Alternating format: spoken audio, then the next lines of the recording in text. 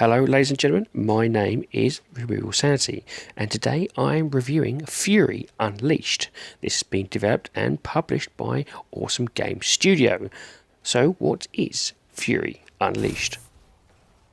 Fury Unleashed is a dynamic rogue-lite, rogue-like platformer with a comic-based art style and a mix of hand-designed levels blended with procedural generation.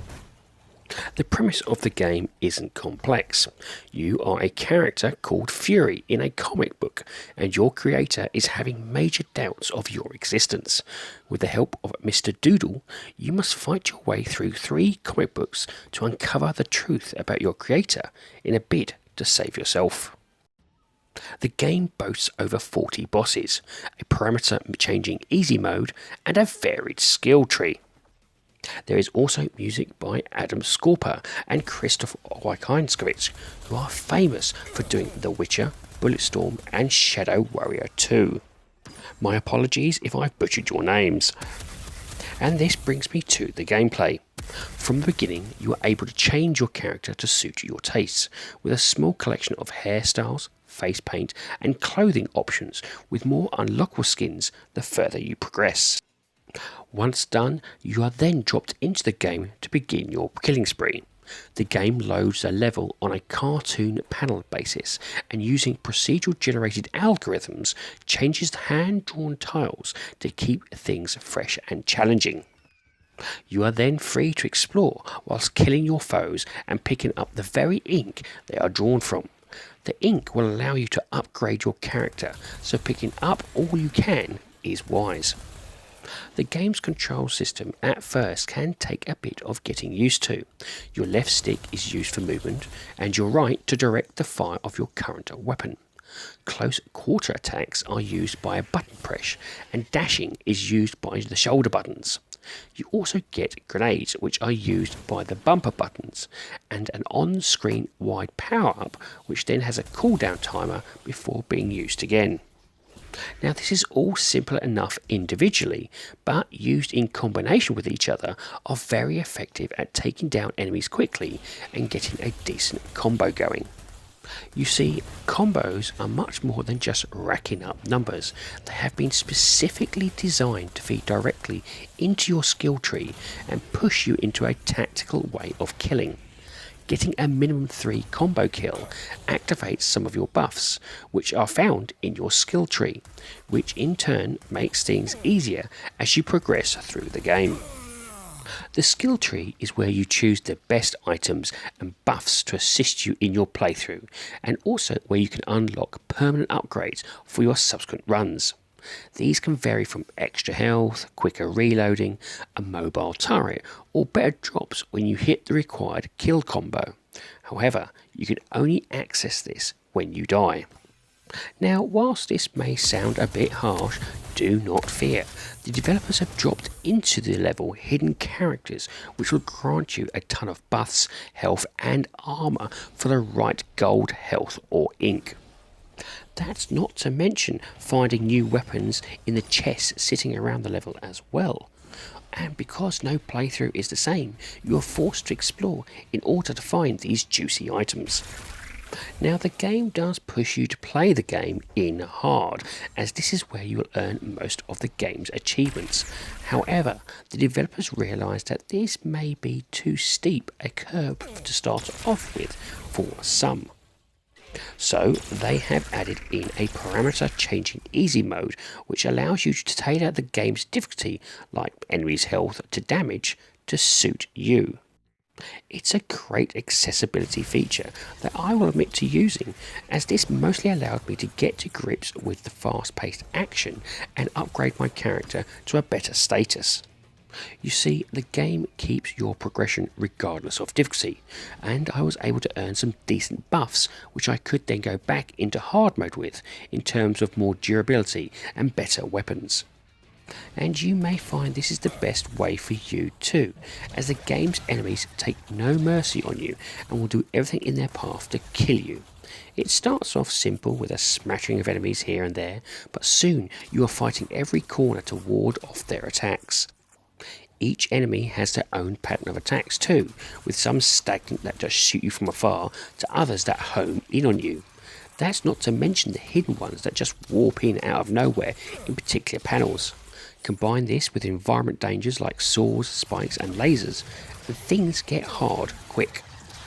Now, as you make your way around the levels, mini-bosses will be sprung on you, which you'll need to kill 2 of before you can get to the main boss.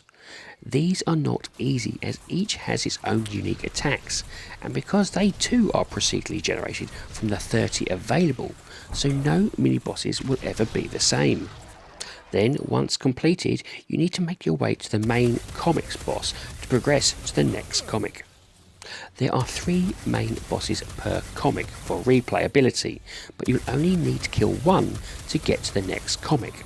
To ensure you do replay and kill the other main bosses, the developers have also insisted that for you to start a new run on a comic level of your choice, you will need to beat the previous 3 main comic bosses.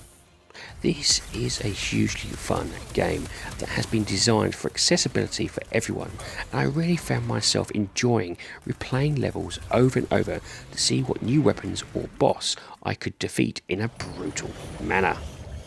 Also, for those that love streaming, the developers have also added in input options for the streaming platform Mixer, which in itself is a tool I would love to see more used across all games. And now for the graphics. The game's art style is based on a hand-drawn 2D comic style, which is appropriate as it's about a comic book character. Some may not like it, but personally for me, I thought it represented what the concept was about really well. Each enemy is striking with their own unique look, and this goes double for the mini and main bosses. And with 3 different comic genres to engage in, there is enough visual variation to keep even the most picky gamer happy. Level design, being based on procedurally generated tiles, also work well, as each tile visually ties into each other regardless of placement. They showcase off the genre's comic perfectly, with moody vistas for space and bright lush areas for Amazon. Weapon fire and explosions, however, have a more curved 3D effect to them that helps visually see where the danger is coming from. Blend this together and you get a unique game that helps you understand its game world whilst enjoying some brutal action. For me, I found no frame rate issues or screen tearing when the battles against numerous foes ensue, though I haven't tried this on co-op yet, so I cannot confirm if things stay stable during that period. So what about the sound? With heavy hitters like Adam and Christoph in the mix, it was obvious that the music for the game was going to be a hit. Their style and oomph they have produced sells this comic world narrative perfectly, whilst giving the player a boost with its amazing tones. Sound of the enemies, weapons and explosions are equally well done and give a weight to your character as you go round blasting all into gory bits. I would wholeheartedly recommend wearing a good set of gaming headphones to really get the best experience out of this game. And this leads me on to the rating of the game. Now, I rate games in order of avoid, on sale, great purchase and must own. My rating for Fury Unleashed is a great purchase. Besides the visuals, which may not be to everyone's taste, the rest just oozes fun. A tailable difficulty mode, a fantastic combo system that actively encourages the player to push forward, and a unique narrative makes this a perfect choice for those wanting to try out rogue-like platformers. The game is currently priced on Xbox at £16.74, or approximately $20, and depending on your skill and patience, would give you about 5 to 7 hours worth of gameplay to potentially complete the story. With a local co-op mode, retained experience, and a plethora of bosses and weapons with procedurally generated levels, and there is easily another 15 hours here. Awesome Game Studios have done a great job at making this fun, and welcome to new players and old alike. If you're after something to tie you over for a good few hours, this could easily be a place to start. Well, ladies and gentlemen, that's it. I do hope you like this review, and if you do, please like, share and subscribe if you so wish. And if you would like to put some notes or even just a comment in the comment section, I do like reading them. Anyway, have a great time gaming, and I'll see you all again soon.